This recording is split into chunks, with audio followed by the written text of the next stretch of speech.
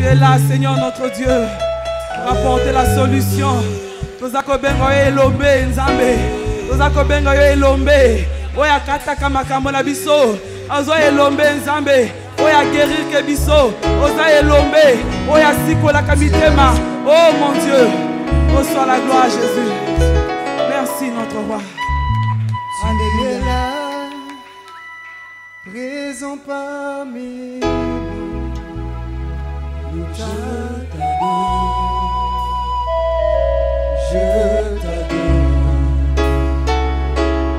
tu es là agissant parmi nous. Moi je fais quoi? Je t'adore, je t'adore. Parce qu'il est là, tu es là, tu es là. Parmi. Qu'est-ce que tu fais ce matin? Je t'adore. Oh yeah. Je t'adore. Dis-le encore, tu es là. Tu es là. Yes.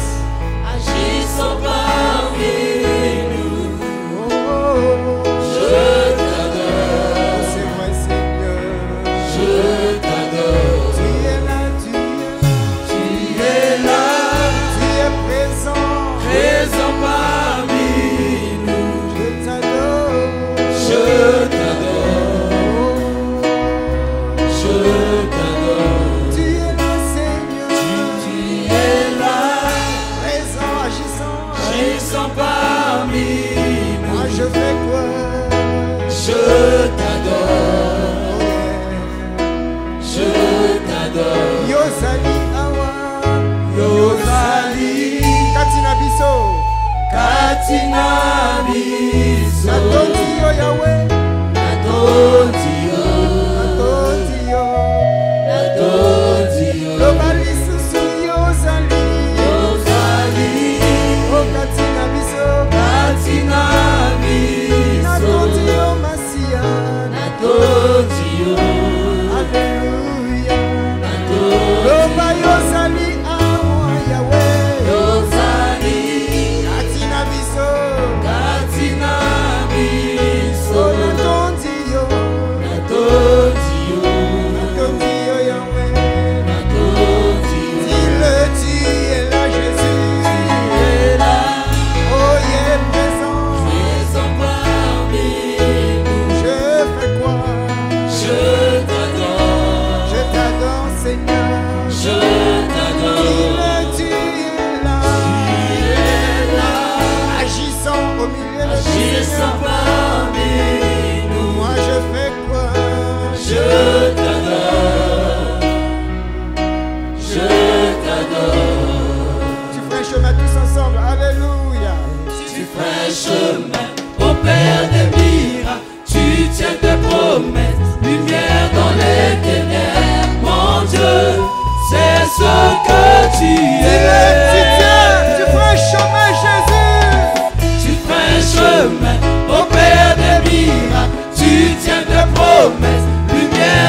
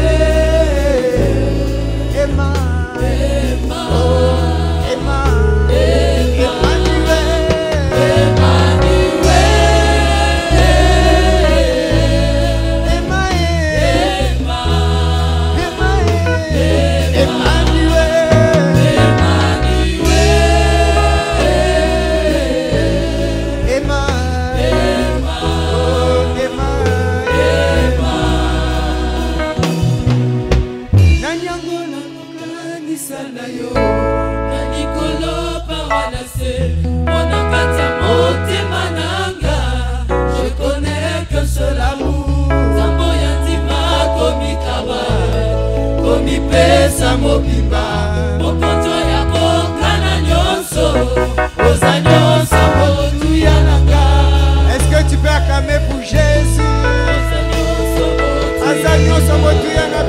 Acclame Jésus. Acclame pendant que nous disons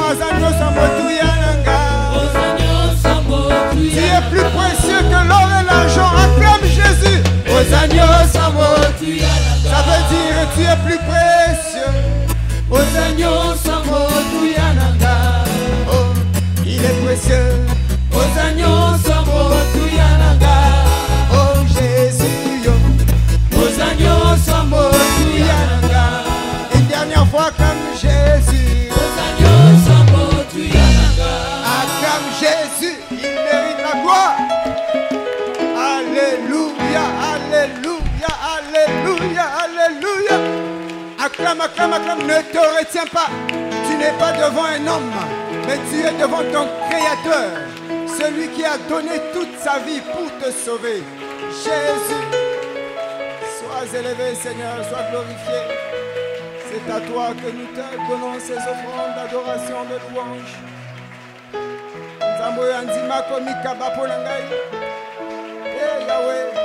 C'est toi qui feras un chemin dans nos vies. Tu opères des miracles.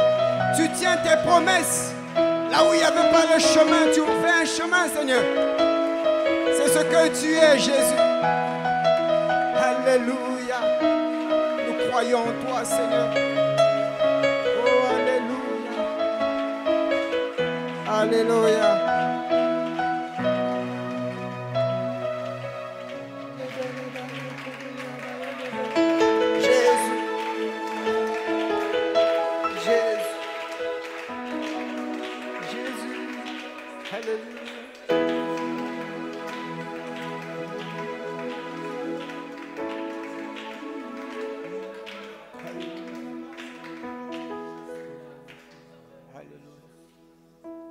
Merci Seigneur.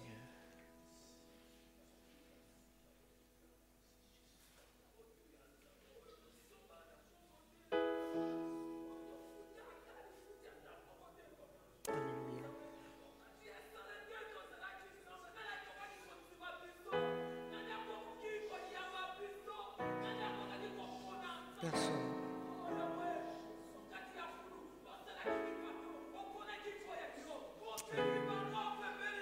Yes.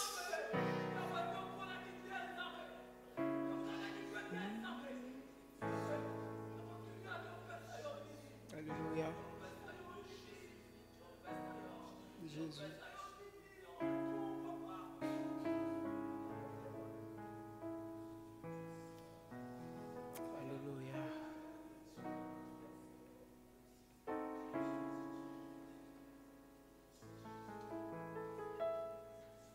Merci Seigneur. Nous bénissons ta présence et nous sommes devant toi. C'est devant toi que nous nous tenons ce matin pour recevoir tes instructions, Seigneur. Tu es plus précieux que l'or, tu es plus précieux que l'argent. Tu es plus précieux que tous les trésors de ce monde. C'est pour cela, Seigneur, nous ne cesserons de t'adorer, de te glorifier, de te magnifier comme David l'a fait. Seigneur, donne-nous d'être toujours ces adorateurs que tu cherches, qui t'adorent de tout leur cœur et de toute leur âme, Seigneur. Nous voulons, Seigneur, bénir encore ces moments merveilleux que tu nous donnes, de partager ta parole. Donne-nous, Seigneur, de saisir ta pensée et qui plus est de la mettre en pratique. Nous voulons, Seigneur, te confier cette heure précieuse. Bénis ces moments. C'est au nom de Jésus que nous avons prié. Amen. Amen. Est-ce que nous pouvons acclamer le Seigneur?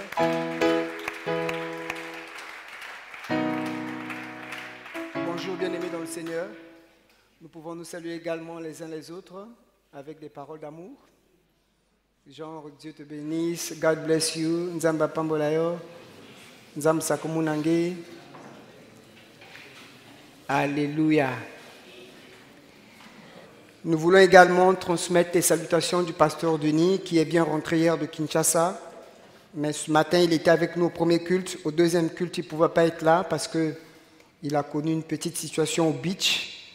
Il a égaré donc son sac qui avait 2 ordinateurs et les cours qu'il avait reçus. Et comme nous avons prié pour lui, Dieu a fait grâce. Donc on a retrouvé ce sac-là et les 2 ordinateurs. Alléluia. Alléluia, acclame le Seigneur. Il est donc parti pour récupérer ses sacs. Donc il s'en excuse pour le deuxième culte. Amen. Donc soyez rassurés, il est bien rentré. Nous poursuivons notre partage sur les 7 fêtes de l'Éternel.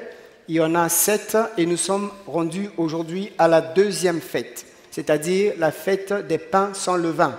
Vous savez que la fête de Pâques est divisée en 3 fêtes.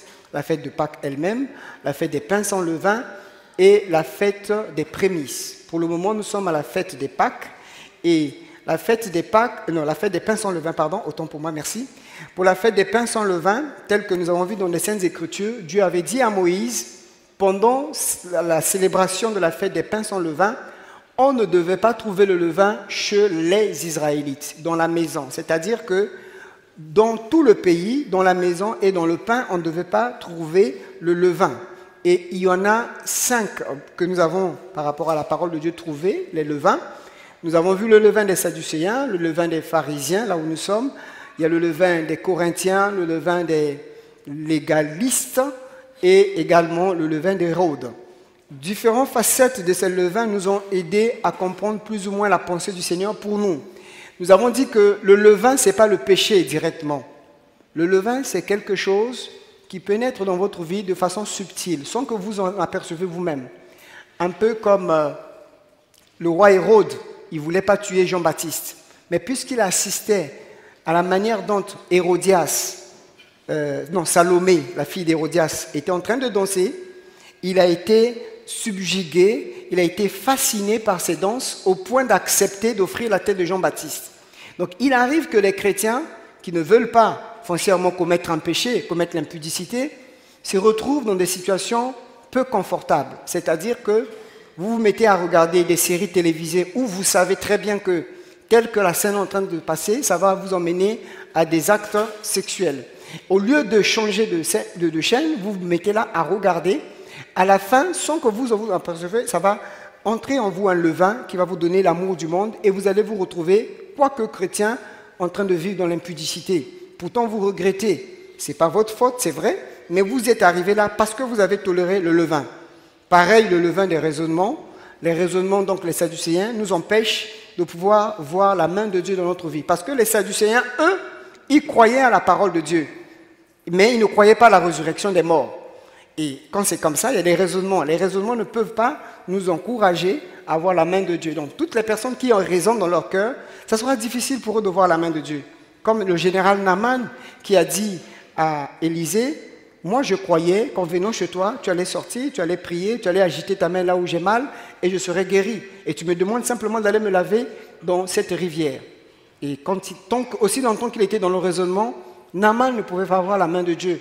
Mais c'est quand il a fait tomber les raisonnements, il est parti se baigner, cette fois, il a vu la main de Dieu.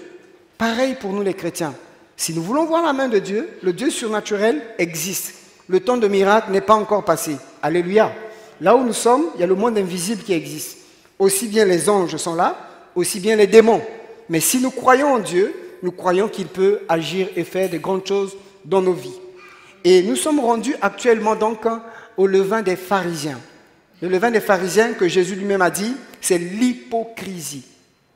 L'hypocrisie, pour faire simple, c'est simplement quelqu'un qui vous donne une apparence d'une chose, mais à l'intérieur, ce n'est pas ça. C'est comme cela est dit dans le psaume 41, le verset 9. La Bible dit, « Celui-là même avec qui j'étais en paix, qui avait ma confiance et qui mangeait mon pain, lève le talon contre moi. » Voyez? Et même dans Michée, on complète la même version, c'est-à-dire que même votre femme, même votre conjoint, vous ne devez pas mettre totalement la confiance. Parce qu'il y a des gens qui peuvent être avec vous, qui mangent avec vous, comme dit le psalmiste, en qui vous avez placé votre confiance, mais au fait, ce sont des hypocrites. Dans leur cœur, ils sont en train de lever la main contre vous. Et Jésus a traduit cette attitude-là. Nous avons vu déjà au niveau de l'hypocrisie, nous avons vu le fait de vouloir paraître devant les autres. Il y a des gens qui sont à l'église qui veulent paraître, qui veulent jouer un rôle. Donc je disais aussi que l'hypocrisie, dans le grec classique, ça veut dire acteur. C'est-à-dire des gens qui jouent simplement de rôle, qui viennent dans la maison de Dieu, mais ils n'ont pas de communion avec Dieu, ils sont dans le péché. Et aujourd'hui, malheureusement, cette pratique-là est en train d'infiltrer l'Église petit à petit, et les chrétiens ne se rendent plus compte. Les gens font des choses pour faire plaisir au pasteur, pour faire plaisir à leur église, pour faire plaisir à leurs amis, non plus à Dieu. Et Jésus dit, si vous faites comme ça, ben, vous avez votre récompense. C'est l'approbation de ces hommes, mais vous n'avez pas mon approbation. Et toujours, par rapport à l'hypocrisie, nous avons donc commencé à voir le dimanche dernier sur le fait de juger. Celui qui est hypocrite aime juger les autres. Et nous avons vu beaucoup de textes, je ne vais pas y revenir, mais je vais vous inviter simplement à lire avec moi dans 2 Corinthiens chapitre 13, le verset 5. Et là, nous allons voir la leçon, sinon le conseil que Paul nous donne par rapport au fait de juger les autres. Et je lis dans la version Le Semeur. La Bible dit ceci. « Faites donc vous-même votre propre critique et examinez-vous pour voir si vous vivez dans la foi. Ne reconnaissez-vous pas que Jésus-Christ est parmi vous?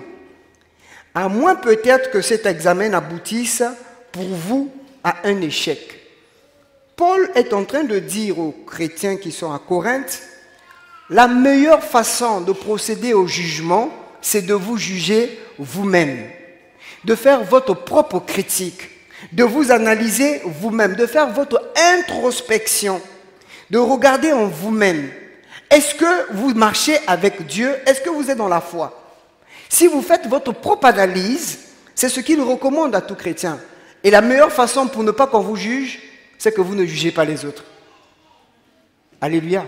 Si vous ne voulez pas qu'on vous juge, c'est aussi simple que ça. Ne jugez pas les autres. Donc, il demande à ce que nous puissions faire notre examen personnel, que nous puissions nous évaluer nous-mêmes, ainsi nous saurons si nous sommes avec Jésus ou si nous ne sommes pas. Donc, voilà un peu le conseil que Paul nous donne pour clôturer ce chapitre-là sur le fait de juger les autres. Ce matin, nous voulons donc voir la troisième caractéristique et la dernière. La dernière, elle est simple, on la verra. La troisième caractéristique de levain des pharisiens, il s'agit de l'orgueil de la spiritualité. Orgueil de la spiritualité. Et j'ai pour cela le texte de base, Luc chapitre 18, verset 10 jusqu'au verset 14. Luc 18, 10 à 14. Je vais lire. Il dit encore cette parabole en vue de certaines personnes se persuadant qu'elles étaient justes et ne faisaient aucun cas des autres. 2 hommes montèrent au temple pour prier. L'un était pharisien et l'autre publicain. Le pharisien debout priait ainsi en lui-même. « Ô Dieu, je te rends grâce de ce que je ne suis pas comme le reste des hommes, qui sont ravisseurs, injustes, adultères ou même comme ce publicain. Je jeûne 2 fois la semaine, je donne la dîme de tous mes revenus. Le publicain se tenant à distance n'osait même pas lever les yeux au ciel, mais se frappant la poitrine en disant « Ô Dieu, sois apaisé envers moi, je suis un pécheur. Je vous le dis, celui-ci descendit dans sa maison justifié plutôt que l'autre, car quiconque s'élève sera abaissé, et celui qui s'abaisse sera élevé. » Est-ce que nous pouvons acclamer la parole de Dieu? Voilà.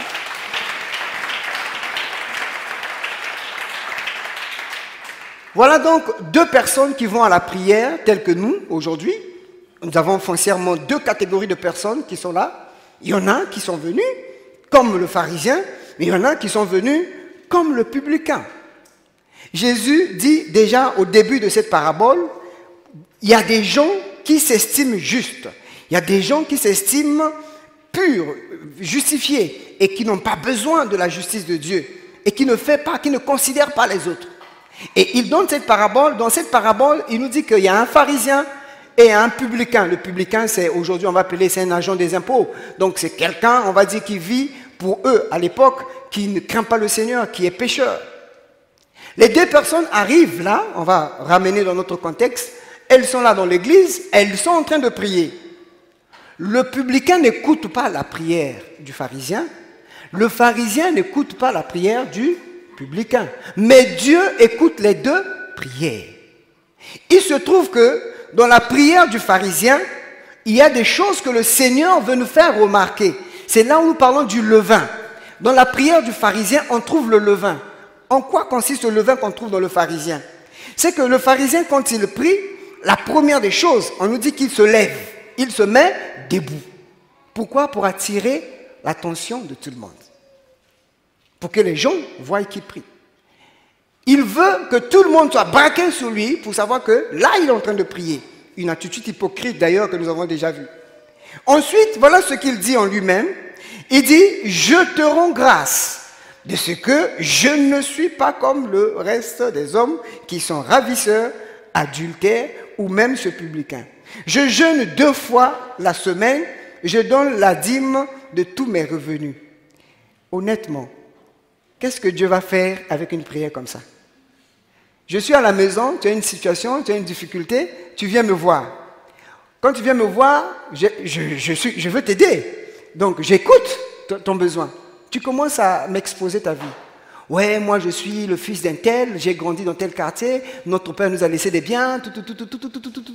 À la fin, tu finis. Tu vois, même les gens qui vivent dans le quartier, ils sont des souffrants et tout ça. Moi, je ne connais pas tout ça. Qu'est-ce que je fais à ce moment-là? Dieu ne peut rien faire. Puisque tu te suffis à toi-même. Tu es orgueilleux. Tu es imbu de toi-même. Tu as besoin de personne. Qu'est-ce que Christ va faire face à une telle prière?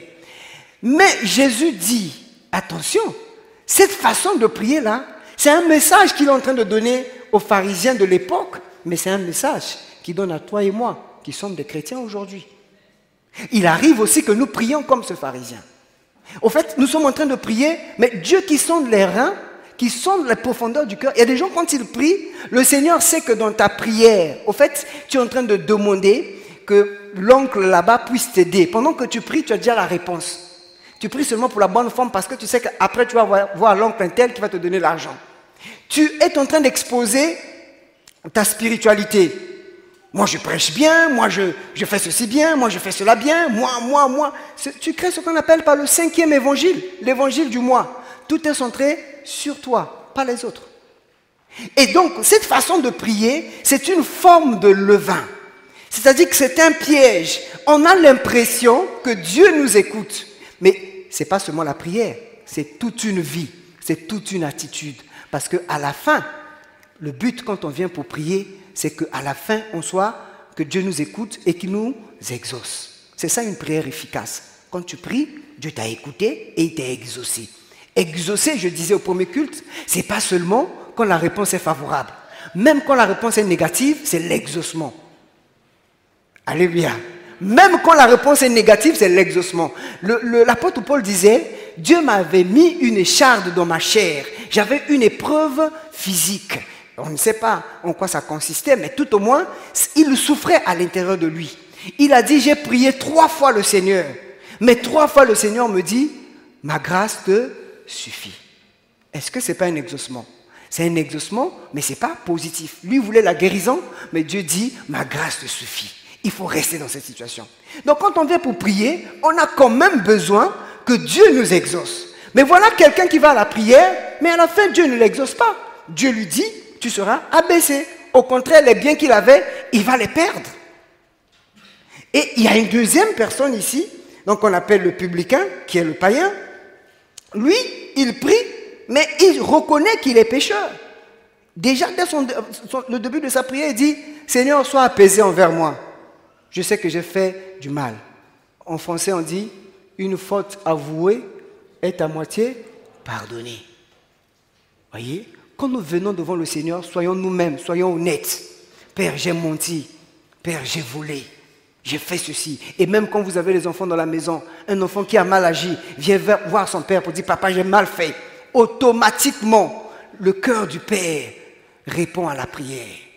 Voyez, Jésus dit, des 2 personnes qui étaient parties à la prière, il y a un qui a été justifié, l'autre n'a pas été justifié. Qu'est-ce que cela nous enseigne? Des 2 personnes qui vont à l'église, il y a un qui va être enlevé, il y a un qui va rester. Celui qui va rester n'était pas forcément mauvais. Quand vous regardez la vie de ce pharisien-là, mais il dit quand même des bonnes choses. Il jeûne 2 fois. Il donne la dîme de tous les biens.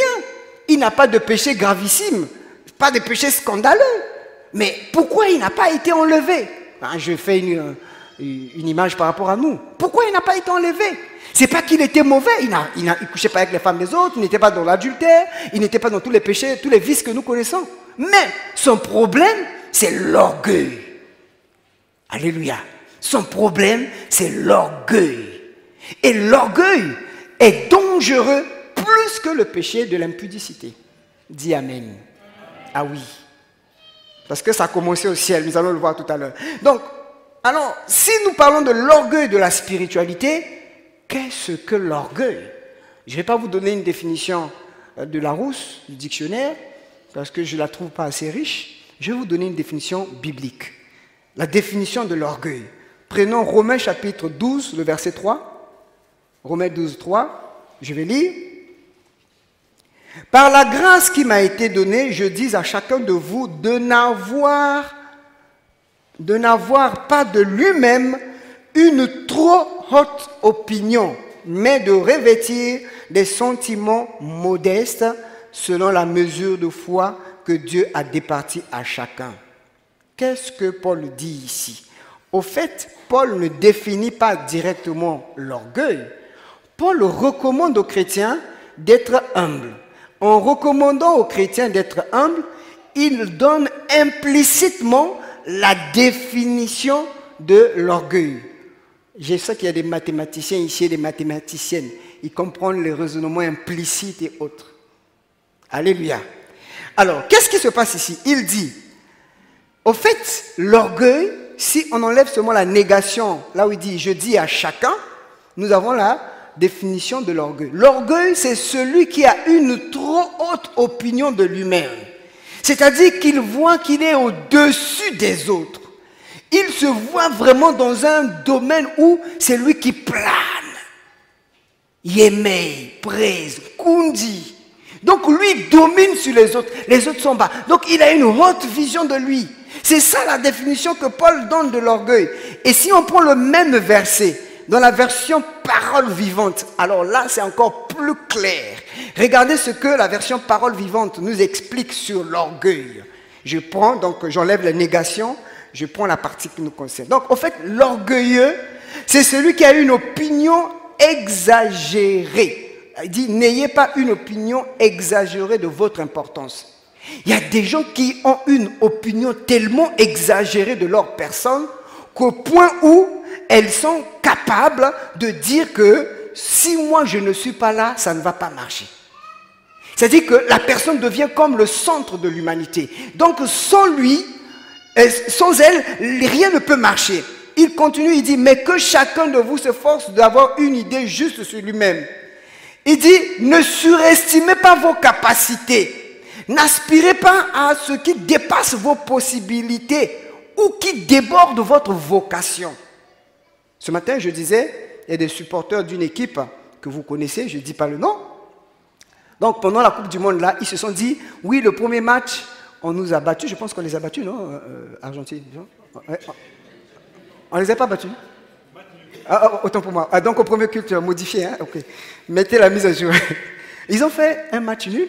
Et donc, au deuxième match, les supporters de cette équipe-là disaient que non, le deuxième match, vous allez voir, nous allons gagner, nous allons remporter ce match. Parce qu'ils se disaient que leur star a des capacités hors du commun. On l'a mis là, on a vu, bon, j'ai pas vu, il y a des gens qui ont vu, frère, alléluia, on a vu qu'il n'a pas pu. C'est pour dire quoi? Même si il joue bien, mais il a besoin des autres. Tu ne peux pas dire que tu es au-dessus, tu as des capacités hors pair. C'est pas vrai. L'orgueilleux se dit que sans lui, rien ne va marcher. Il se dit que c'est lui, donc lui peut tout faire. N'est-ce pas qu'en français on dit, qui trop embrasse, mal étreint.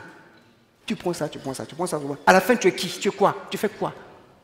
On parle là, on te revoit. On parle là-bas, on te dit, tu es partout à la fois. Et tu es nulle part, on finit. Donc, l'orgueilleux se dit que je peux tout faire. Et je suis vraiment, je suis comblé. J'ai besoin de personne. Et comme cet homme-là qui parle à Jésus, qui priait, pendant qu'il priait, il dit, oui, je fais ceci, je donne ma dîme, à la fin, il n'a rien demandé à Dieu. L'orgueilleux, en fait, quand on est orgueilleux, on n'aime même plus la prière, parce qu'on est suffisant. On va prier pourquoi? On va demander la prière pourquoi? On est orgueilleux, on a tout en nous-mêmes. Et bien-aimé dans le Seigneur, je donnais encore cet exemple ce matin, il y a un bien-aimé, pendant que nous grandissons dans notre foi chrétienne, qui dit, frère Troxel, le jour qu'on va me programmer à la modération, je veux entonner un chant. Vous n'avez jamais entendu ce chant. Moi, je dis, oh, mais c'est quel chant? Il dit, je vais chanter, je rappelle, tu es Dieu au-dessus de la terre, ta splendeur. Moi, je dis, ah bon? Oui. Et comme moi, à l'époque, c'est moi qui programmais encore les modérateurs, donc j'ai programmé, et puis j'ai vu à l'exercice, mais il a chanté tu es Dieu. D'abord, sa voix était rock. En fait, il y a des chansons normalement qui, c'est bien que les filles chantent. Alléluia, par rapport au timbre vocal. Hein, les musiciens disent ça. Il y a des timbres vocaux, ça dit que telle chanson, c'est mieux que ça soit fait par une fille. Mais lui, il a chanté tu es Dieu. Donc la voix était bizarre.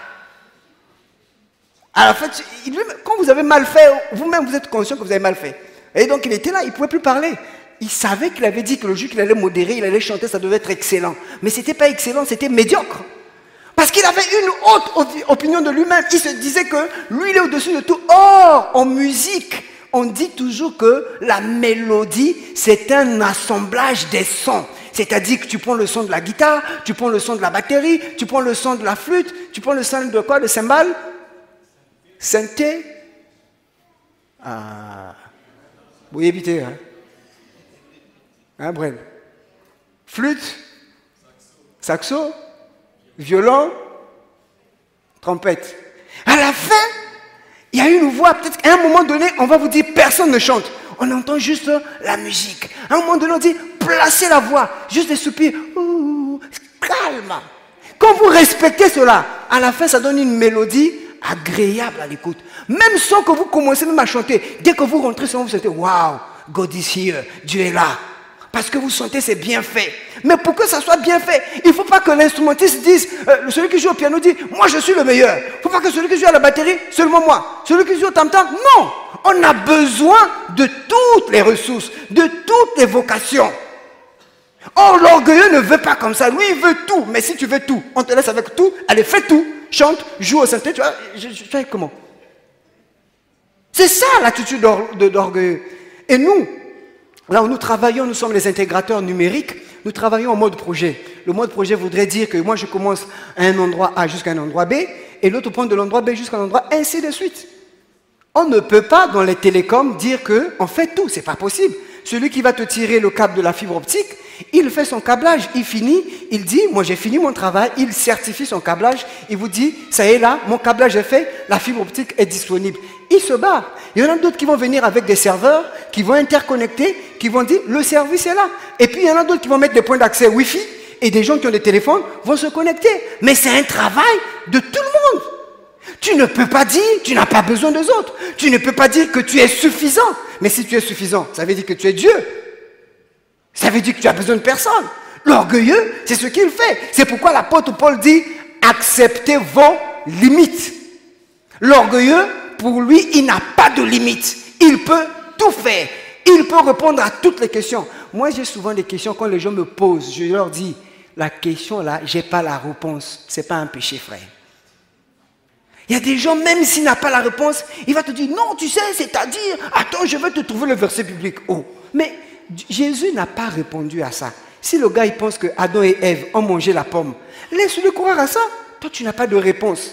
C'est pourquoi la Bible dit que nous connaissons en partie, et si nous avions de la connaissance totale, ça veut dire que nous sommes des dieux. Donc il y a des questions où nous ne pouvons pas répondre. Quand quelqu'un s'évertue dans ce genre de questions, il dit, mon frère, j'accepte mes limites, je m'incline devant la connaissance de Dieu, parce que là, je ne connais pas ça. Parce que quelqu'un, un sage a posé la question, est-ce que tu peux voir la trace d'un aigle sur le ciel? Impossible. La connaissance nous dépasse. Donc, nous devons accepter nos limites. Dieu a fixé des limites, même à la mer. Vous savez, pour ceux qui sont souvent à Pointe-Noire, je salue en passant mon frère Brel qui vient de Pointe-Noire, souvent nous quand on était là-bas, donc on partait à la plage. Donc à la plage, et pas la plage telle que vous pensez là. Hein. Alléluia. Non, je parle de la plage méditative, pas la plage hérodienne, non. Parce que la plage hérodienne c'est autrement. Donc quand on partait là-bas en vacances avec les enfants, on s'amusait à ce jeu donc. On se mettait devant pratiquement la mer et donc on voyait les vagues. Les vagues viennent, wow, oui, ça se lève. À un moment donné, elles sont obligées de s'arrêter et puis elles viennent s'afficher devant vous. Et quand on voyait ça, on était émerveillés. Et dans la Bible, on dit dans Job chapitre 38, le verset 11, Dieu dit, dans la version parole de vie, voilà, j'ai dit à la mer, tu viendras jusqu'ici, tu n'iras pas plus loin. Oui, tes vagues orgueilleuses s'arrêteront là. Prenez un jour, faites un tour, regardez. Les vagues de la mer, elles sont orgueilleuses. Quand elles s'agitent, waouh, Dieu limite. C'est pour dire, frère, qui que tu sois, tu as des limites. Tu ne peux pas dire que, non, je suis, non, c'est pas possible. Or, dès lors que quelqu'un s'estime qu'il n'a pas de limite, alors il devient dangereux. C'est pour cela l'exemple que je vous ai donné de Paul dans 2 Corinthiens 12, verset 7. Pourquoi Dieu avait placé une écharde dans la chair de Paul? Dieu a placé l'écharde parce que Paul avait l'excellence des révélations. Paul avait une connaissance profonde de la parole de Dieu. Mais Dieu lui a dit, puisque tu as cette connaissance profonde, si je ne te place pas une épreuve physique, si je ne soumets pas ta chair à une épreuve physique, eh bien tu seras orgueilleux. C'est pourquoi il dit, et pour que je ne sois pas enflé d'orgueil, voyez, il dit, pour que moi, Paul, je ne sois pas enflé d'orgueil, à cause de l'excellence de ses révélations, il m'a été mis une écharde dans la chair. Un ange de Satan, pour me souffléter et m'empêcher de m'enorgueillir. Vous pouvez être homme de Dieu, mais vous souffrez de la carie dentaire. On a tout fait, mais elle est là. Vous pouvez avoir un défaut au niveau du pied. Vous pouvez avoir un défaut physique. Parfois, c'est fait exprès pour vous montrer que vous avez des limites. Paul priait pour des gens. Paul, rien que sa sueur pouvait guérir les gens. Paul a ressuscité des morts, mais le voilà malade. Pourquoi? À cause de l'orgueil. Parce que Jésus savait, s'il le laisse comme ça, il sera orgueilleux. Et cet orgueil va l'emmener en enfer. Et comme il ne voulait pas qu'il aille en enfer, il met une épreuve. Donc l'orgueil, c'est pas bon pour les enfants de Dieu. En plus, dans Proverbes chapitre 6, le verset 17, la Bible dit que Dieu a 7 choses qu'il a en horreur. Et entre autres, la première des choses que Dieu a en horreur, la Bible dit ce sont les yeux hautains. Il y a des gens qui sont orgueilleux rien que par les yeux. C'est-à-dire quand il te regarde, il dit... Donc tu sens qu'il est hautain, sans parler.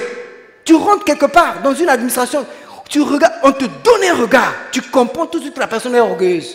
Donc tu regardes, tu...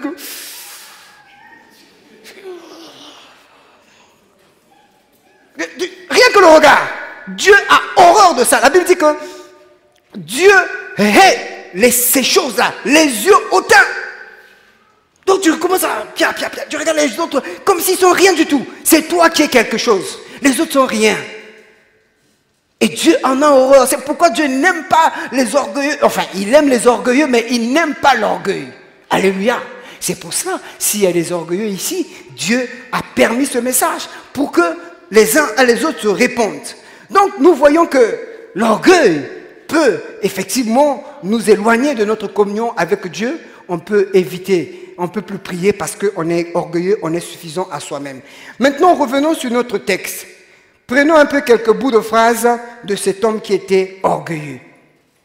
Regardez ce qu'il dit. Je prends quelques bouts de phrases. Il dit, je te rends grâce. Je ne suis pas.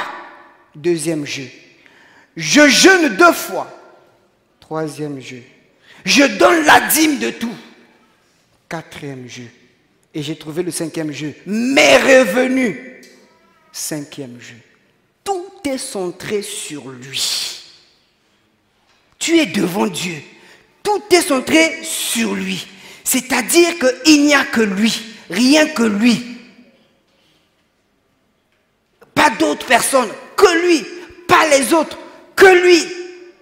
Et vous savez, un des grands rois qui a marqué le monde, Nebuchadnezzar, il est arrivé à un moment donné de son règne. Il est tombé dans le péché. Mais avant qu'il tombe dans le péché de l'orgueil, il avait reçu le conseil, ceci. Regardez ce que Daniel lui donne comme conseil. Dans Daniel chapitre 4, au verset 27, la Bible dit, « Mets un terme à tes péchés en pratiquant la justice et à tes iniquités en usant de compassion envers les malheureux. Et ton bonheur pourra se prolonger. Et ton bonheur pourra se prolonger. » Daniel dit à ce grand roi, si tu te comportes avec compassion, même malgré là où Dieu t'a placé, malgré là où Dieu t'a élevé, si tu as la compassion des autres, ton bonheur va se prolonger. Mais la suite est tout au contraire. La Bible nous dit, après une année, au verset 29, au bout de 12 mois, donc l'équivalent d'une année, le gars a changé. Au verset 30, écoutez ce que le roi dit. Le roi prit la parole et dit, « N'est-ce pas ici la Babylone que j'ai bâtie, comme résidence royale de la puissance de ma force, et pour la gloire de ma magnificence. » Il a oublié, une année avant, Daniel lui avait dit que si tu veux que ton royaume puisse durer, alors crains le Seigneur, marche dans la compassion. Mais lui, une année après, il commence à dire que cette maison, c'est moi qui l'ai bâtie. Ce que j'ai là, c'est ma force. Tout ce que j'ai, c'est ma gloire, c'est mon intelligence. Bien-aimé dans le Seigneur, tout ce que nous avons, le jeu est haïssable dans la langue française. Alléluia. Le jeu est haïssable. Mais chez les chrétiens, vous n'allez pas dire qu'on ne va plus parler jeu. Non. Tu peux parler de jeu. Mais quand tu dis ton jeu, il faut ajouter « Je puis tout par celui qui me fortifie ». Je peux dire « J'ai fait ceci par la grâce de Dieu ».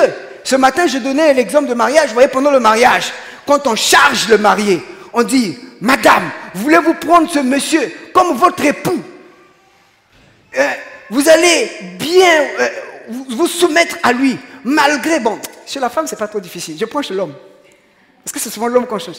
Monsieur, voulez-vous prendre cette femme, malgré ses défauts, prendre soin d'elle, veiller sur elle, au point de donner votre vie, comme Christ a donné pour l'église. Hein? J'ai donné ma vie pour une femme. Mais c'est ce que la Bible dit.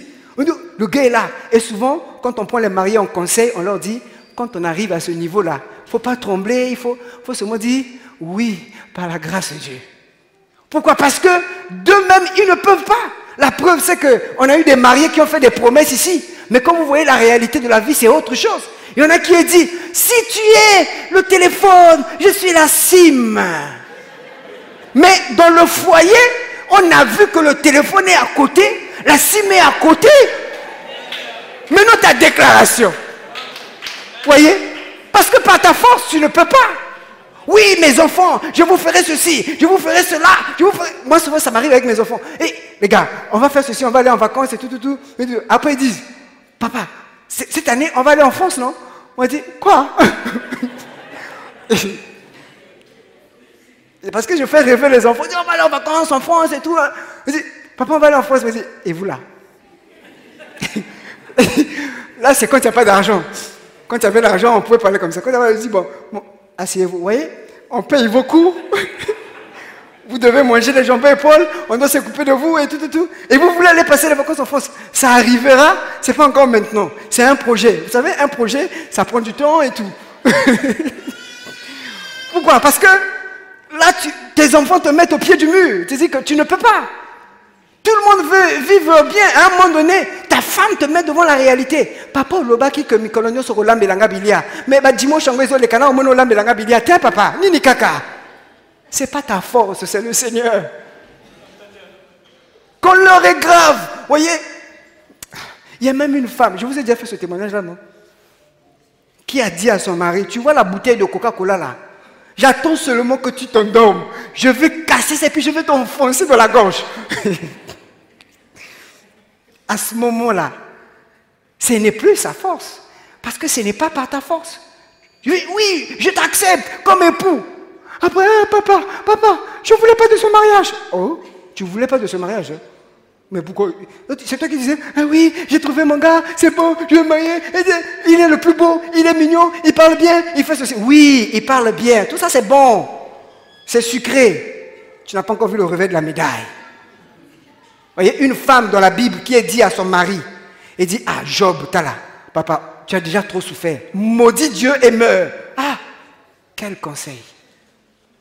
Parce que nous ne pouvons rien faire de nous-mêmes. Donc, ici, le roi de Babylone dit, la maison que j'ai bâtie, mon royaume que j'ai établi, ces choses que j'ai faites, ça, l'éducation, le diplôme que j'ai eu. Frère, il y a des gens qui n'ont pas eu le diplôme, qui sont peut-être plus intelligents que toi. Tu travailles dans une société, il y a des gens qui méritent la place là où tu es. Ce n'est pas un mérite que tu as, c'est la grâce de Dieu. La Bible dit, qu'as-tu que tu n'aies reçu?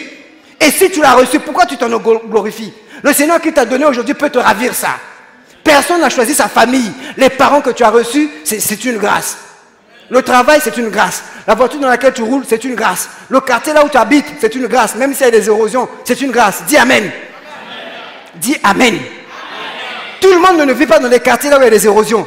Tu vis dans un quartier là où il y a des érosions, c'est une grâce. Bon, c'est la vérité. Moi, je connais un papa qui vit. Sa fille est là, non? Sa maison était en train de vouloir partir. Un dimanche, j'ai prêché. Il dit, papa, ils vont être témoins. Papa s'est mis. Sa maison était là quelque part. Là. Si vous allez tout droit en bas comme ça. La grande érosion là. Je prêchais. On était encore là-bas. Je prêchais, Dieu. Ne te fais pas. Dieu peut changer. Même s'il y a l'érosion et tout. Il a reçu la parole. Et ce qui s'est passé, c'est que il y a eu le pouvoir. Donc, après la prédication, la semaine qui a suivi, le chef de l'État est venu voir. Il a dit non, c'est pas normal, on ne peut pas laisser les gens comme ça. On a dû les délocaliser. Millions. Vu à Doua, le Pango, à Tonginda, Kokuna, je sais pas, 10 chambres, hein? Ça finit pas? Combien de chambres? Oh, le bas, non, il y a un témoignage. Dieu a fait. Combien de chambres? Est-ce qu'on peut acclamer le Seigneur? C'est une grâce. Dieu savait qu'il fallait que le gars là habite à côté de l'érosion pour que je bénisse. Il a même eu une voiture, j'ai oublié. Avec l'argent là, beaucoup de millions, il a construit une maison avec plusieurs chambres, plusieurs locataires. En plus, comme bonus, voiture. C'est une grâce d'habiter à côté de l'érosion. Dis encore Amen. Ah oui. Qu'as-tu que tu n'as reçu? Tout ce que tu as reçu. Pourquoi te glorifier? Moi j'ai. À la fin, on coupe pas ce cas. Et quand vous pompez, et tu meurs, tu vas en enfer. L'orgueil, c'est pas bon. Et le roi de Babylone, si vous lisez la suite de l'histoire, ce n'est que quand il a fait ces déclarations-là où Dieu a déchiré son royaume, il a donné son royaume des Mèdes et des Perses. Parce qu'elle dit, j'ai bâti. Tu as une maison. Oui, j'ai bâti la maison. C'est pas toi. C'est même pas toi. C'est les maçons qui ont bâti la maison. Tu connais même pas comment. Au Salakabo, mon Congo. Tu ne sais pas construire une maison. Moi, j'ai une maison. Il y a des gens qui ont construit plusieurs maisons, qui ont même des appartements en Europe, qui n'ont même pas vécu là-bas. Mais toi, Dieu t'a fait grâce. Donc ça ne sert à rien de dire, moi je, tout nous vient de Dieu. Regardez un roi. Ce roi-là m'a toujours marqué. Et quand je lis ici, je pense toujours à Papa Verneau, paix à son âme. 1 Chronique chapitre 29, verset 14. Regardez un grand roi, beaucoup d'argent. 1 Chronique 29, verset 14, qui a beaucoup d'argent, qui est dans une bonne situation. Écoutez ce que ce roi l'a dit. Car qui suis-je et qui est mon peuple pour que nous puissions te faire volontaire au moins ces offrandes? Tout vient de toi et nous recevons de ta main ce que nous t'offrons. David, un roi béni, un roi puissant, un roi avec beaucoup d'argent, un roi bien en paix, en place. Il dit, qui suis-je? Et comme je disais, je pense toujours à ce papa Verneau. Chaque fois quand vous écoutez sa prière, et même quand avant de prêcher, il dit, qui suis-je pour parler à ton peuple? Je ne suis qu'un pécheur sauvé par grâce. Et même nous qui nous tenons là, nous ne sommes rien, frère. Ce n'est pas parce qu'on nous a mis ici pour prêcher. C'est la grâce de Dieu qui a voulu que nous soyons là. Nous ne sommes pas plus meilleurs que vous. Non, frère. C'est une grâce de se lever devant le peuple de Dieu. C'est pas que oui, voyez, hein, moi j'ai prêché, hein, tu es rien, frère. Il y a quelqu'un qui disait, vos prédications là, moi j'attends le jour qu'on va me programmer pour la prédication. Vous allez voir. Et le pasteur aussi a programmé, c'est pas ici, hein. Le pasteur aussi a programmé, donc ce monsieur-là, ce frère qui excès de zèle, qui disait que lui, il peut prêcher vraiment une prédication vraiment excellente. Et quand on l'a placé pour prêcher, en 5 minutes, il avait tout dit. Il dit, mais il prêche. Et quand quelqu'un a déjà tout dit, vous sentez qu'il est en train de vouloir pleurer. Il est en train de vouloir dire, bon, Zwanga. Zwanga, papa. Donc il était là. Il n'arrive plus. Mais tu disais que toi, tu sais prêcher. La chair est là, prêche. Il y a un même qui commençait à bégayer dans une église. Il ne bégaye pas d'habitude. Le jour qu'on a programmé pour prêcher, tu vois, non? Le travail de l'autre paraît toujours facile. Tu as besoin des autres. Voyez, donc un roi comme ça qui dit, que suis-je? Mais David, qui es-tu? Tu es un grand roi, tu as vaincu Goliath, tu as fait ceci. Il n'est pas venu avec ça. On a même chanté une chanson à David. Mais Saül a tué ses 10 000, mais David a tué ses 10 000. Il n'a pas vu tout ça. Il a dit, je ne suis qu'un pécheur, sauvé par grâce. L'argent que je te donne, c'est toi qui m'as donné cela. Frère, l'argent que tu as entre tes mains, c'est Dieu qui t'a fait grâce, que tu puisses l'avoir. Aujourd'hui là même, il peut permettre que tu les perdes tous. Tout. Mais si tu as ça, c'est une grâce. Ça ne sert à rien de te lever, de te gonfler. Et c'est pour cela, dans Proverbes chapitre 16, le verset 18, la Bible dit, l'arrogance précède la ruine et l'orgueil précède la chute. Et 29, 23 complète la même pensée pour dire, l'orgueil d'un homme l'abaisse, mais celui qui est humble d'esprit obtient la gloire. C'est ce que le Seigneur nous enseigne ici. Attention au levain de l'orgueil. L'orgueil va entrer petit à petit dans votre vie, mais ça va vous emmener en enfer. Ça va vous abaisser, ça va vous ruiner. C'est ce qu'il dit. Et vous voyez, toujours par rapport à la ruine, et je voulais parler de la ruine, là, vous voyez dans la fin du verset, le verset 14 de Luc 18, où nous sommes, la Bible dit, je vous le dis, c'est Jésus qui dit, celui qui est descendu dans sa maison sera justifié plutôt que l'autre. Car quiconque s'élève sera abaissé, mais celui qui s'abaisse sera élevé. J'aimerais qu'on me mette l'image que j'ai projetée tout à l'heure donc au premier culte. Vous allez voir un peu ce que je vais dire par rapport à l'orgueil. Voilà cette image, voilà. Voilà ce monsieur qui est orgueilleux. On voit même dans ses yeux qu'il est orgueilleux. Et donc, il se retrouve sur un arbre, en bas c'est, je ne sais pas, peut-être c'est la forêt, peut-être c'est la mer, c'est une image comme ça on donne. Et il est, avec une main, il tient une branche d'arbre, et vous voyez tout en haut, il y a la main on veut le sauver parce que là il ne peut pas. Parce qu'il a un sac, et ce sac-là a certainement beaucoup de lingots d'or. C'est son éducation, c'est son argent, ce sont ses maisons, ce sont ses biens. Et il est comme ça. Mais s'il ne se libère pas, soit la branche va se couper et il va mourir, soit il va attendre là et que, je ne sais pas.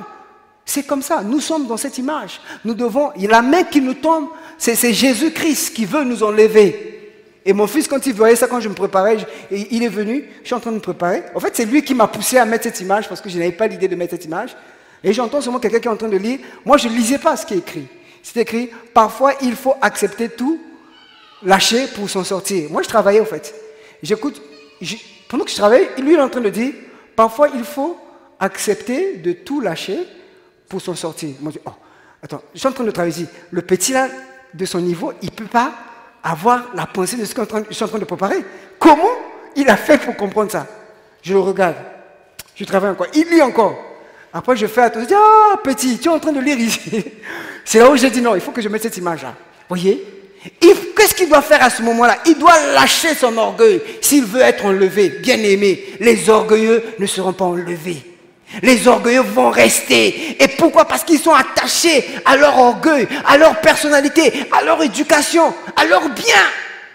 Et c'est pour cela que Jésus dit que cet homme-là, qui est parti pour la prière, à la fin, il est resté. Et c'est pour cela, bien-aimé, le cœur du Seigneur, chaque jour ne cesse de nous dire, ce n'est pas ceux qui viennent tous à l'église qui seront enlevés. Tous ceux qui descendent de l'Égypte ne sont pas égyptiens. Tous ceux qui descendent d'Israël ne sont pas israélites.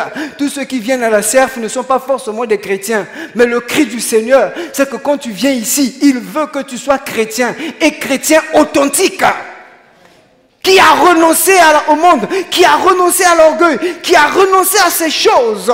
Mais voyons, bien-aimés, les exemples sont légion dans la parole de Dieu sur des rois qui ont été évincés à cause de l'orgueil. Alors, quel exemple je vais vous prendre? Il y a beaucoup d'exemples qui sont sous mes yeux, mais je vais prendre l'exemple, puisqu'on n'a pas vu ça au premier culte, je prends l'exemple quand même du premier culte, du roi Osias. 2 Chroniques chapitre 26, verset 16 jusqu'au verset 23. On n'aura pas le temps de tout lire, mais je vais simplement résumer ce qui se passe là. Osias était un bon roi. Il a fait beaucoup de choses. Dans 2 Chroniques 26, quand vous allez lire à la maison le début, vous allez voir tous les biens qu'il a fait. Et d'ailleurs même, il a apporté une forme de réveil là-bas, dans son pays. Et il arrive à un moment donné de sa vie, il décide, lui les rois. Parce que vous devez savoir qu'à l'époque, il y avait les rois, les sacrificateurs, qui avaient l'onction pour gérer le pays. Donc les rois, les sacrificateurs et les prophètes. Donc le roi était établi là, c'est lui qui avait le monopole sur tout le royaume. Le sacrificateur était là pour offrir les sacrifices, comme le mot indique, sacrificateur, il offrait les sacrifices pour le peuple. Le prophète écoutait la voix du Seigneur pour donner la direction à suivre au roi. Donc chaque fois qu'il y avait un problème, le roi pouvait demander au prophète d'aller consulter. Et donc, lui, le roi, devait rester dans sa fonction royale qui est de gérer le pays administrativement et politiquement. Et quant aux stratégies, la manière de combattre l'ennemi, ça venait de Dieu. C'est ce que le roi David faisait. Chaque fois que les Philistins venaient pour l'attaquer, David consultait le Seigneur et le Seigneur lui donnait des stratégies pour aller attaquer. Et quand il fallait offrir quelque chose, il appelait les sacrificateurs. Mais voilà ce roi qui a bien travaillé. On ne sait pas quelle mouche l'a piqué. Il va se dire, bon, gérer seulement l'administration là, c'est trop petit. Maintenant, il faut que je rentre dans le temple.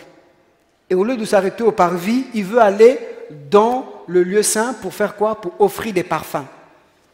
Comme c'est le roi, qui peut l'interdire? Un matin, le gars se lève, il y a des gens comme ça.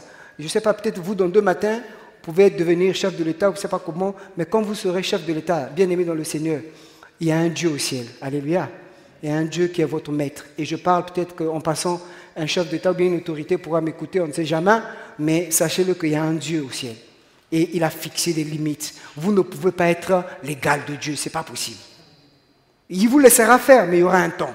Et le roi Osias va entrer dans le temple, ce qui n'est pas de sa vocation. Il va jusque dans le lieu saint. Toujours pas de sa vocation, mais heureusement, il y avait Azaria, les hommes courageux, les hommes qui connaissent la parole. Ils ont accompagné, ils ont vu le roi. Il dit, mon roi, qu'est-ce que tu fais là? Il dit, je vais offrir les parfums. Il a pris l'encensoir, commence à offrir le parfum. Donc, toi, tu n'as rien d'autre à faire dans le royaume.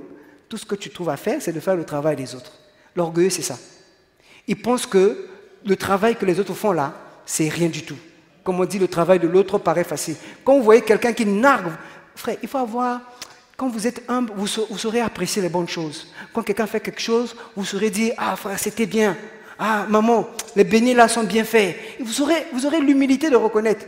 Mais vous, non, les beignets du quartier là, c'est n'importe quoi. Moi, c'est des beignets à la mandarine. Oui, beignets à la mandarine avec plein de maladies. Pardon, j'ai pas dit ça. Bon. C'était juste une façon de dire que il faut. Alléluia, c'est bon, les beignets de la mandarine sont bons, ok. C'est juste une façon de dire, il faut être honnête. Quand la maman du quartier qui souffre, qui te fait le beignet, il fait, même si c'est 25, achète. Toi, tu veux le beignet qu'on met à 500? Je ne sais pas où est la différence.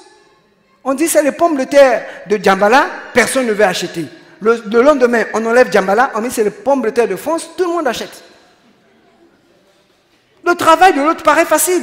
Parce que c'est les bananes de Djambala, ça n'a pas de vitamines, c'est mal fait, c'est des villageois. Oui, c'est des villageois, mais c'est bien. Il y a la bonne santé là-bas.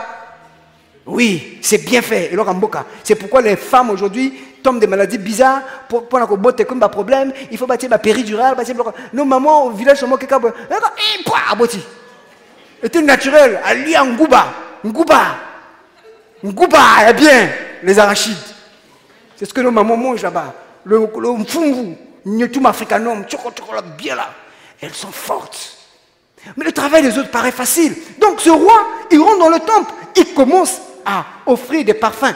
Et voilà, ces hommes-là nous disent, roi, Dieu ne t'a pas établi pour ça.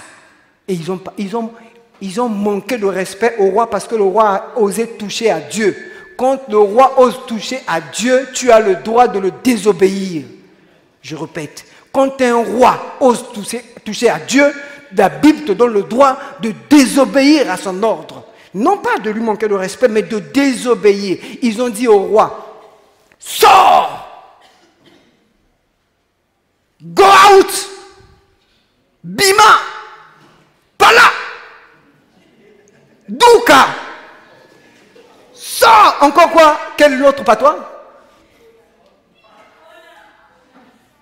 Hein? Kona! Fona! Pala! J'ai déjà dit Pala, tu n'as pas trouvé. Pora! Cora! Chlora! Chlora! Oui, on a demandé au roi de sortir. Vous allez demander à un roi de sortir. Imaginez, je ne cite pas le nom d'un chef de l'État. Un chef d'État ici, vous dites, sors! Quelle est la réaction? Actuellement, ce n'est même pas lui qui va réagir, c'est les balaisman. Oh, toi, toi, tu oses.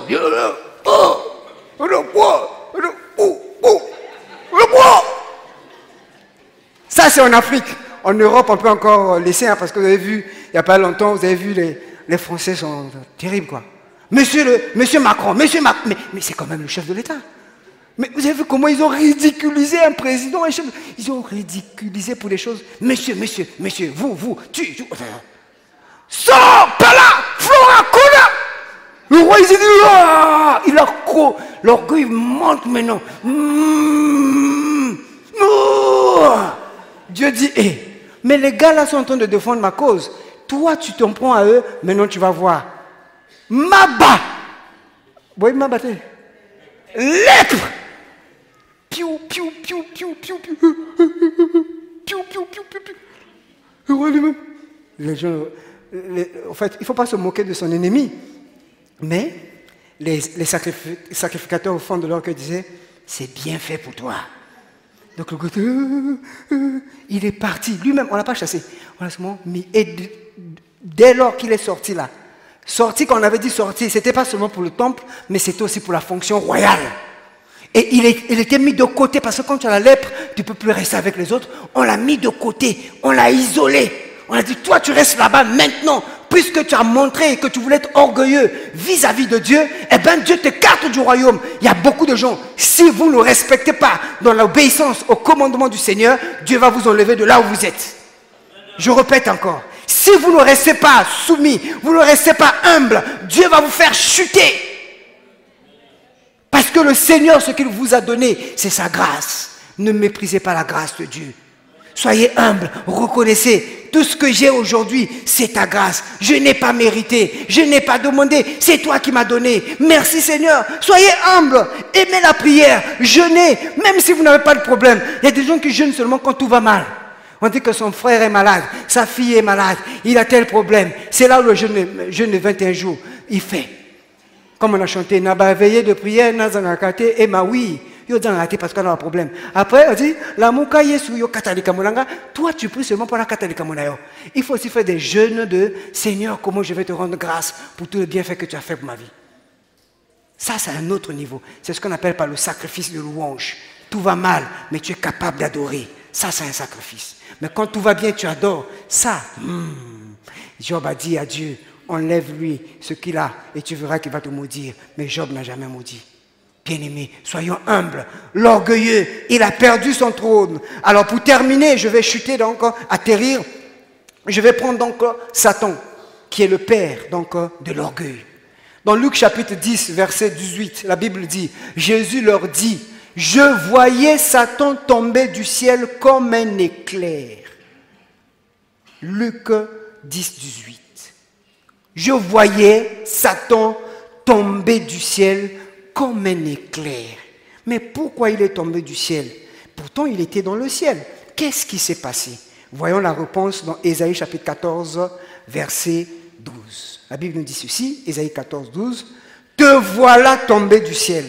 Donc, comme Jésus dit, je voyais Satan tomber du ciel, Ésaïe nous donne la réponse. Te voilà tombé du ciel, astre brillant, fils de l'aurore, tu es abattu à terre, toi, le vainqueur des nations. Satan, c'est parce que Dieu n'a pas créé Satan. Dieu a créé Lucifer, l'ange, l'archange de lumière, chérubin protecteur. Lucifer, c'est ça que Dieu a créé. Dieu n'a pas créé Satan. C'est lui-même qui est devenu Satan. Qu'est-ce qui s'est passé? Il était là dans la présence de Dieu. Il était là. C'est lui-même qui conduisait la louange et l'adoration dans la présence de Dieu. C'était lui, Satan. Il conduisait tout. Mais qu'est-ce qui s'est passé? Pourquoi Jésus dit, je voyais Satan tomber du ciel? Eh bien parce qu'au verset 13, la Bible dit, c'est là où nous allons voir les 5 jeux de Satan. Satan a eu ses 5 jeux. Le premier jeu, il dit, je monterai au ciel. Deuxième jeu, j'élèverai mon trône au-dessus des étoiles de Dieu. Troisième jeu, je m'assierai sur la montagne de l'assemblée. Donc il y a des présidents. Quatrième jeu, je monterai sur le sommet des nues. Et enfin, cinquième jeu, je serai semblable au Très-Haut. Quelle prétention! Quel orgueil! Quelle présomption! Il se dit, tous ces jeux-là ont pour finalité d'être semblables au Très-Haut. Et aujourd'hui, bien-aimés, nous devons savoir, tel que le monde est en train d'évoluer, Satan n'a pas renoncé à son projet d'être semblable au Très-Haut. D'ailleurs, c'est même plus visible dans les temps dans lesquels nous habitons actuellement. Dans 2 Thessaloniciens chapitre 2, le verset 4, la Bible nous dit que l'adversaire qui s'élève au-dessus de tout ce qu'on appelle Dieu ou de ce qu'on adore jusqu'à s'asseoir dans le temple de Dieu, se proclamant lui-même Dieu. Actuellement, on est en train de préparer l'arrivée de l'Antichrist. Parce que, n'oubliez pas que Dieu a sa Trinité, Satan a sa Trinité. Il y a lui-même Satan, il y a le faux prophète et il y a l'Antichrist. L'Antichrist, c'est ce gars-là qui, au milieu des 7 années de tribulation, va s'asseoir dans le temple. Et ça, c'est une prophétie qui est en train de s'accomplir. Pour ceux qui suivent l'actualité prophétique, le 3e temple dont on parle dans ce texte est en cours de construction. C'est pourquoi l'apôtre Paul disait, avant l'enlèvement de l'Église, il faut qu'on ait vu paraître l'homme qui est l'adversaire de Dieu, et ça se prépare. En Californie, bientôt, on ne va plus vendre la Bible. Pourquoi? Parce que la Bible, selon eux, a des propos contre les homosexuels. Donc il faut retirer la Bible de la circulation. La communauté LGBT, je ne sais pas, de la Californie est en train de travailler à cela. Pourquoi? Parce que Satan veut dicter lui-même des lois. Et pendant ces moments-là de tribulation, où nous croyons que tu seras déjà enlevé. Alléluia, frère. Ah, tu seras enlevé. Il dit qu'il va décider, tel qu'on est dans l'église là, il va dire, ça ne sert plus de venir ici, vous adorez, oh je t'adore. Il dit, quand vous adorez là, je suis assis. Adorez-moi maintenant. C'est ça son objectif. Il veut être comme Dieu. Chaque fois que nous adorons, tel qu'on a adoré quelqu'un qu'on n'a jamais vu, on a chanté, Satan est jaloux. C'est pourquoi, si tu veux le rendre encore plus jaloux, sois un bon adorateur. C'est pourquoi Dieu dit, je cherche des vrais adorateurs. Mais Satan aussi cherche des faux adorateurs. Et ici, elle dit qu'il va s'asseoir dans le temple pour se proclamer Dieu. Aujourd'hui, nous voyons des scandales, des propos gravissimes autour de nous, les gens qui se disent que c'est lui Dieu. Il y a quelqu'un là-bas à Kinshasa authentique, il est Dieu. Les gens vont chez lui, c'est lui Dieu. Quel orgueil.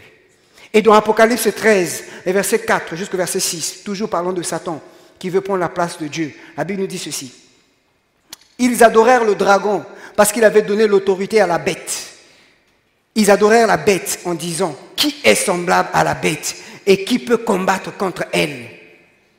Il lui fit donner une bouche qui proférait des paroles arrogantes, des paroles orgueilleuses et des blasphèmes.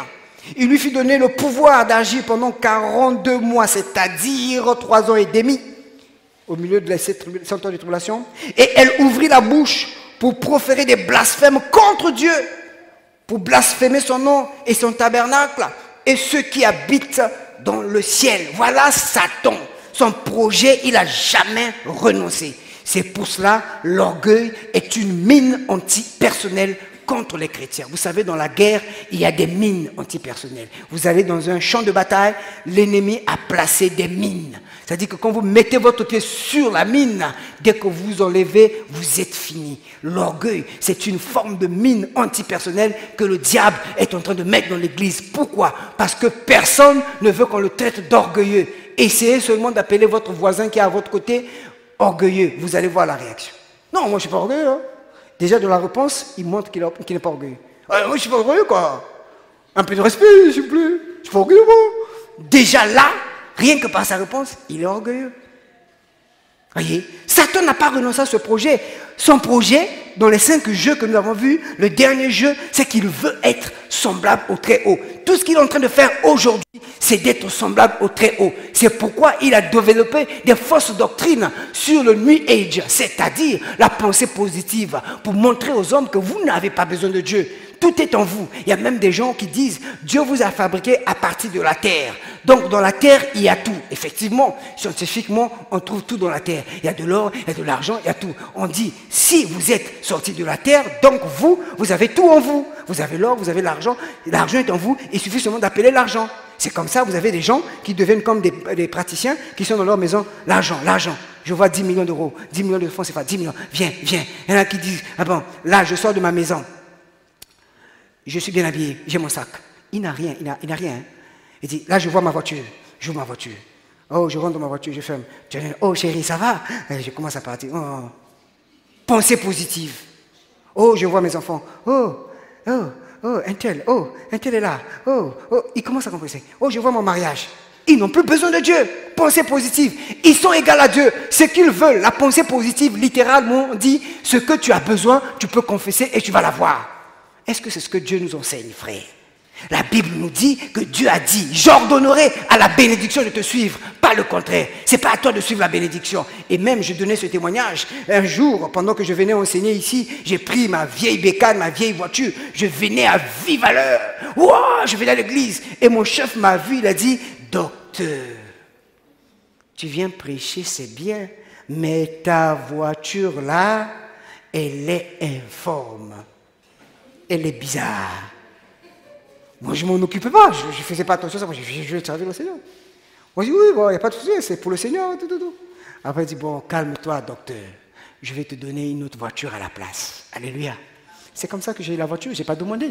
Il m'a vu partir prêcher et j'étais vraiment en retard.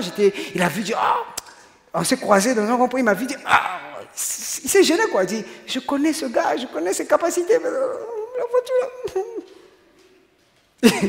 Alléluia. C'est comme ça. Dieu ordonne. Je n'ai même pas pensé. Je n'ai pas demandé. frère, authentique. Je n'ai pas demandé. Il a dit, viens prendre. J'ai pris. Il a dit, je te paye l'assurance, je te paye tout. C'est bon. Frère, c'est Dieu qui bénit. Ce n'est pas à toi de dire que je suis comme ça, Dieu, je commence à ordonner. Maintenant, cette année, je vais me marier. Il y en a qui font ça pendant les veillées de prière. Si Dieu pouvait vous faire grâce d'écouter les prières des gens, vous allez crier. Et Dieu dit, cette année-là, en mars, là, je vais être marié. Ils sont en train de prier. Il fait des pensées positives. Qui t'a dit que c'est comme ça qu'on prie? Et à la fin de l'année, quand il n'a rien reçu, il fait quoi? Il fouille l'église. Voilà. Il y a des gens qui ont même prié comme ça. Dieu, si ma maman n'est pas guérie, demain là, je repars dans le monde. Mais repars, tu n'as qu'à repartir. Je te garantis, il faut repartir. Alléluia. Ce n'est pas à l'homme. L'homme ne peut pas être semblable à Dieu. Aujourd'hui, c'est cette séduction-là qui gagne les églises. On est en train de faire comprendre dans les églises que les hommes peuvent faire quelque chose. Monsieur Balbaka, comment prophète y a vu d'ailleurs? Ah! Bon, si vous avez peut-être même mission a déjà dit ça. Comment prophète a vu d'ailleurs? Yo comme Nzambe. Nzambe m'a tapé ça prophète. Bon, imaginez, on me dit de prophétiser sur ma vie, frère. L'année prochaine, à la même époque, j'irai en vacances avec mes enfants. On fera les États-Unis. Ça, c'est ce que je veux dire. Mais si Dieu est prophète, il dit, mon frère, l'année prochaine, à la même époque, tu vas être dans un programme de prière. Ah, Seigneur, Seigneur. Ça, c'est le prophète. Enfin, c'est un peu exagéré, dire que comme un prophète a vu, c'est un peu exagéré quand même. Dieu doit garder la première place. C'est Dieu qui décide. Nous ne pouvons pas être semblables à Dieu. Dieu est souverain. Nous pouvons prier pour quelqu'un. Dieu peut guérir instantanément. Comme disait un pasteur, notre Dieu, c'est le Dieu de tic-au-tac. Mais c'est aussi le Dieu de tic-au-tac.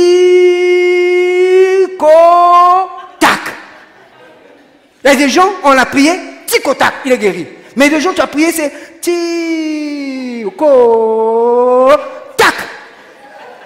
Jésus l'a fait. Et je vous dis la vérité.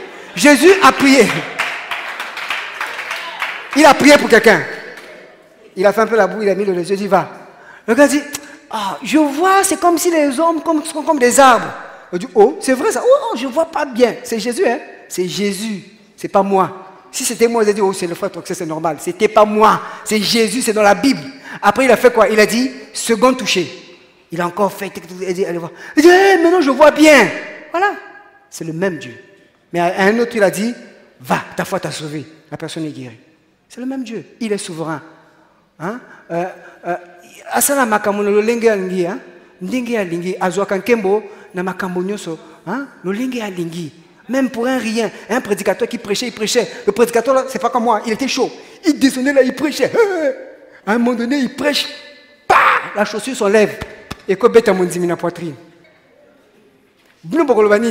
Ce pasteur-là, on l'a déjà dit, quand on prêche, il faut être respectueux, il faut tout, il n'écoute jamais. Or, le Seigneur avait profité de ça quand la paire de chaussures s'est enlevée, partie tamer la dame avait une maladie incurable, automatiquement elle a reçu la guérison. Maintenant, si moi je dis comme ça s'est passé comme ça, chaque fois que je vais prêcher, je vais commencer à faire, les papillons, ça va pas s'enlever. Et même si ça s'enlève, et que même parce que ce n'est pas la volonté de Dieu. Dieu est souverain. Ce n'est pas à nous de lui imposer les méthodes. Oh non, le Seigneur, on ne peut pas mettre le Seigneur dans un canevas bien aimé. Donc, pour nous dire simplement, Satan est orgueilleux et aujourd'hui, il emmène cet orgueil dans l'église. Enfin, pour terminer, nous devons reconnaître Jésus-Christ qui est venu dans ce monde. Il était l'égal à Dieu, mais il n'a à aucun moment voulu réclamer son égalité avec Dieu. Il est resté humble. Enfin aussi, pour terminer, la quatrième caractéristique du levain des pharisiens, c'est que les pharisiens sont destinés, enfin, le levain des pharisiens, quelle hypocrisie est destinée pour les gens qui vont aller en enfer. C'est écrit dans Matthieu 23, verset 51. Il dit ceci, Matthieu 23, 51, « Il le mettra en place et lui donnera sa part avec les hypocrites. C'est là qu'il y aura des pleurs et des grincements de dents. » Ça veut dire ici, les hypocrites iront dans un lieu de tourment que nous appelons Sheol, ou bien Aïdes, qui est l'enfer. Si nous sommes orgueilleux, la destination c'est l'enfer. Et si le Seigneur a permis cette parole, c'est pour que nous ne puissions pas y aller. Alors, pour ceux qui prennent note, je vous invite donc, pour ceux qui prennent note, je vous donne un exercice qu'on pourra corriger même en aparté. Matthieu 23, 29 à 34, pour ceux qui prennent note. Ne mets pas ça au tableau. Ne mets pas ça au tableau, frère. Ne mets pas, c'est un devoir. Enlève le travail pratique. Enlève, frère. Oh. Ne mets pas, mets seulement le thème. C'est un devoir, il faut que les gens s'exercent. Matthieu 23, 29 à 34. Toi-même aussi, ne lis pas ce qui est écrit là-bas, frère. Tu dois aller faire le devoir. Donc, le devoir consiste à ceci. Vous savez qu'il y a les 8 béatitudes. Alléluia. Vous connaissez qu'il y a les 8 béatitudes. Donc, dans Matthieu 23, 29 à 34, Jésus a donné 8 malheurs ou bien 8 avertissements aux hypocrites. 8 malheurs ou bien 8 avertissements aux hypocrites qui sont les pharisiens. Retrouvez ces 8 malheurs ou bien ces 8 hypocrites. Donnez-moi les copies au protocole, mettez votre nom, je corrigerai. Alléluia. Amen. Je corrigerai, je remettrai au protocole. Vous pourrez aussi récupérer vos notes à la fin. Donc il y a 8 malheurs que Jésus a donné dans Matthieu 23, 29 à 34. Prenez la peine de faire cet exercice, transmettez au protocole et on va corriger. Amen. Voilà, que le Seigneur nous bénisse. Nous allons nous lever pour prier. Élevons nos voix, commençons à bénir le Seigneur pour ces moments merveilleux que nous avons passés dans sa présence. Bisoto kita yende amata, telle est notre prière. Solongana kita leloyo, poteyo.